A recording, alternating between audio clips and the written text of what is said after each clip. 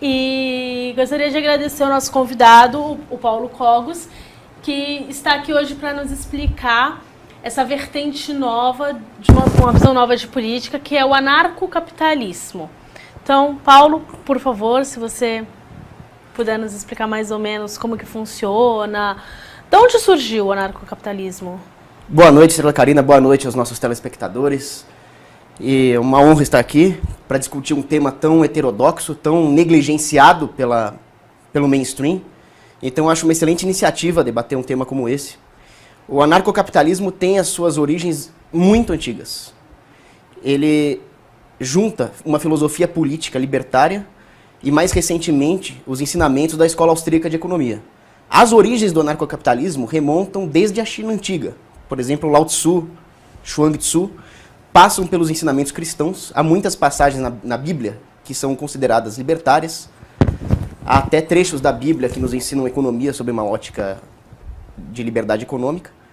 Passa pela escola escolástica, pela escola de Salamanca, durante o século XVI na Espanha, e foi resgatada mais recentemente por teóricos como Frederic Bastiat, Ludwig von Mises, e no século XX, o Murray Rothbard, que conseguiu juntar o pensamento anarquista com uma defesa da propriedade privada baseada numa filosofia econômica sólida.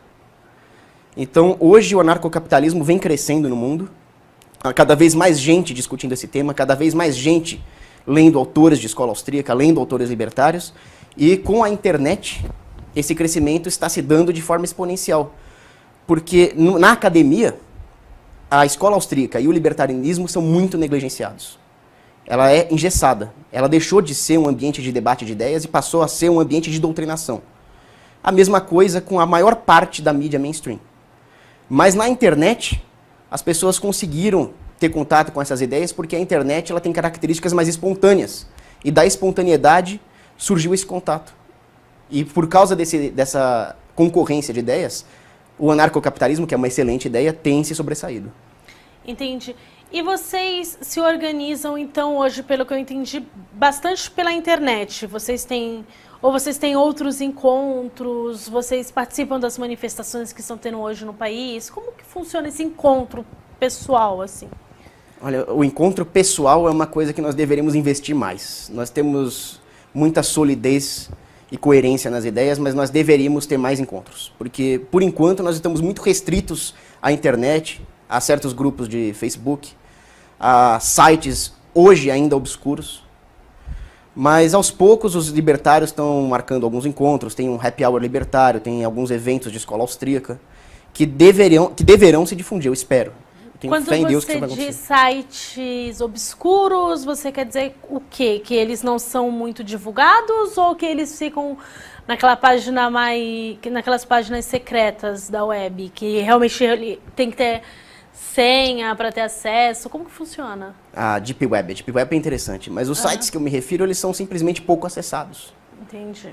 Por exemplo, o Mises Institute nos Estados Unidos, que é um dos maiores divulgadores da Escola Austríaca de Economia e das ideias libertárias, ele é relativamente recente. Ele foi fundado na década de 80 pelo Lew Rockwell, pelo Murray Rothbard, que na época era vivo, mas felizmente ele está crescendo. Por exemplo, recentemente a pesquisa do Mises no Google ultrapassou a do Keynes, que é um dos mais reverenciados economistas do mainstream.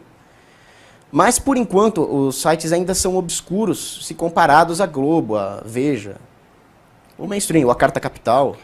Mas qual a média de acesso? Você saberia nos dizer, nos passar, qual a média de acesso que esses sites têm? Qual a procura? Infelizmente eu não tenho esses dados de cabeça, mas eu sei que eles estão crescendo exponencialmente. Entendo. E qual seria a implementação desse anarcocapitalismo? Como que nós sairíamos do estado que nós temos hoje, partiríamos direto para o anarcocapitalismo? Você acha que é um processo longo, demorado? Ideologicamente, eu rejeito o gradualismo. Existem muitos libertários que procuram uma via mais gradual, inclusive dentro do meio político, que eu sou contra. Eu prefiro seguir uma linha mais hoppeana, do filósofo Hans Hermann Hoppe, que disse para não votar. Porque a partir do momento que você vota, você está legitimando a democracia. Você não tem direito de reclamar depois. Então, eu simplesmente não compactuo com esse sistema, eu não voto. Qualquer política pública, mesmo que ela, num primeiro momento, reduza o tamanho do Estado, ela pode retroalimentar o Estado. Então, como disse o Rothbard, só um radicalismo uma rejeição completa ao Estado poderia levar a uma coerência lógica, uma coerência ideológica capaz de um dia vencer o Estado. Agora, como fazer isso na prática? Aí os libertários divergem mais ainda. Por exemplo, eu vejo as moedas, as criptomoedas como o Bitcoin, como uma solução, mas é uma solução paliativa. Ela pode permitir que as pessoas driblem a tributação, driblem o monopólio do Banco Central, mas de nada vai adiantar enquanto o Estado detiver o monopólio da violência, que é o que define o Estado. A teoria geral do Estado diz respeito ao monopólio da violência e da legislação. Então, as ideias devem ser difundidas, nós não vamos fazer nada enquanto as pessoas não tiverem essa ideia arraigada, mas, em última instância, nós talvez tenhamos que entrar em conflito contra o Estado. É uma ideia radical que eu tenho, mas... Mas, Paulo, quando nós falamos em anarcopunk, anarco-socialista, eu acho que as pessoas em casa têm uma ideia talvez um pouco mais fácil, um pouco mais clara do que seja, já que são vertentes bastante antigas e muito divulgadas pela mídia, já que nós temos vários artistas anarcopunk. Como falar de uma forma mais palatável, mais clara para a sociedade o que seria o anarcocapitalismo, para as pessoas entenderem isso? É interessante a sua pergunta, porque às vezes eu tenho mais facilidade em explicar isso para os anarcocomunistas do que para a direita ou para os liberais clássicos. Porque eles entendem que as nossas liberdades, os nossos direitos estão sendo violados, mas eles não entendem que a propriedade privada e o livre comércio são a maneira de garantir as nossas liberdades. Então, o que lhes falta é um pouco de conhecimento econômico. Os anarcopunk, por exemplo, eles esqueceram do que é propriedade privada, tanto que eles violam propriedade privada, eles depredam bens privados.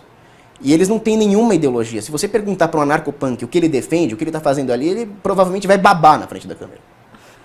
Então, falta para as pessoas conhecimento, saber por que elas estão ali, saber qual é o verdadeiro ideal delas. Então, é preciso explicar para as pessoas a necessidade de preservar os direitos e incluir nisso o direito de propriedade privada. Então eu gosto muito de citar para as pessoas, por exemplo, que são contra o Estado, e devem ser mesmo, mas também são contra as empresas privadas.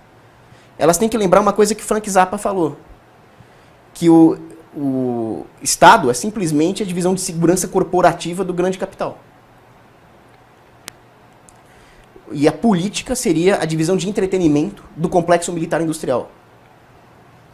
Então essas grandes empresas corporativistas, que hoje estão tirando a nossa liberdade e monopolizando o mercado, elas não existiriam sem a intervenção do Estado. Tais monopólios e tais abusos corporativos não poderiam acontecer sem que houvesse o aparato estatal para impedir o livre comércio, a livre concorrência. É isso que as pessoas têm que entender principalmente. Então, mas assim, o anarquismo, ele não partiria do princípio de divisão de meios, de divisão, não de divisão de meios em si, mas assim, da pessoa poder trabalhar e conquistar aquilo que ela quer, aquilo que ela precisa. O anarcocapitalismo, eu, por exemplo, eu fiquei sabendo mais através de você. Eu nunca tinha ouvido falar em anarcocapitalismo. Fica um pouco na corrente econômica e não fica tanto assim para as pessoas que estão em casa. Às vezes uma pessoa com ensino médio ou com ensino fundamental pode não entender exatamente, porque é um pouco denso esse estudo, você não acha? Eu acho que para entender os fundamentos econômicos é necessário muito estudo, mas para entender o conceito de liberdade humana não é. Acaba sendo muito simples. Por exemplo, a literatura jurídica tem toneladas e toneladas de material, tudo direito positivo. Quando na verdade a coisa é muito simples. Cada ser humano tem um direito, que é o direito de não ser agredido. E portanto isso corresponde a um dever, não agredir. Acabou. Praticamente o axioma jurídico que fundamenta o libertarismo é esse. Todo o resto são consequências. Então é só as pessoas entenderem isso. Não vai muito além disso. Não, eu entendo. O conceito ele é bem claro quando você quando você explica da parte do direito a sua condição pessoal, a sua condição individual, né? Mas para uma pessoa que talvez não tenha propriedades e ache legal o Estado poder ajudar, defender e cuidar dessa pessoa, dessa vida, talvez ela não entenda dessa forma, você não acha? Mas é aí que falta uma fundamentação econômica, e é muito difícil para a maioria das pessoas explicar o porquê. Por isso que eu acho que o principal fator deveria ser a ética. Mas não é tão difícil entender quando você pensa o seguinte: tudo que o Estado te dá foi tirado de alguém. Então as pessoas depositam uma fé no Estado que elas não deveriam ter. Ah, o Estado tem que me dar isso, o Estado tem que me dar aquilo. Mas de quem ele vai tirar? Ah, vai tirar dos outros. Não esqueçam, vocês são os outros. O Estado não está preocupado com você. Você realmente acha que se é tão difícil confiar em um ser humano, se às vezes você é traído pelo seu próprio parente, por que você vai confiar em políticos? Meu Deus do céu. Bom, Paulo, eu acho esse um assunto bastante denso, eu acho um assunto, pelo menos para a apresentadora aqui, é um assunto bastante novo, não sei para as pessoas aí em casa, creio eu que também seja. Você não gostaria de convidar as pessoas a conversar com você, tentar entender um pouco mais a sua linha de raciocínio? Talvez até no Face você tenha um tempo aí para explicar de uma forma talvez um pouco mais básica, para as pessoas começarem a ter uma introdução nesse assunto? Sim, eu gostaria muito que isso se difundisse. Aliás, essa é a solução para que um dia nós alcancemos a liberdade. É difundir as ideias, é fazer com que as pessoas efetivamente demandem liberdade. Porque a partir do momento que as pessoas perceberem o que o Estado é e demandarem liberdade, ele não vai ter aquilo que ele sustenta, que é a sustentação ideológica.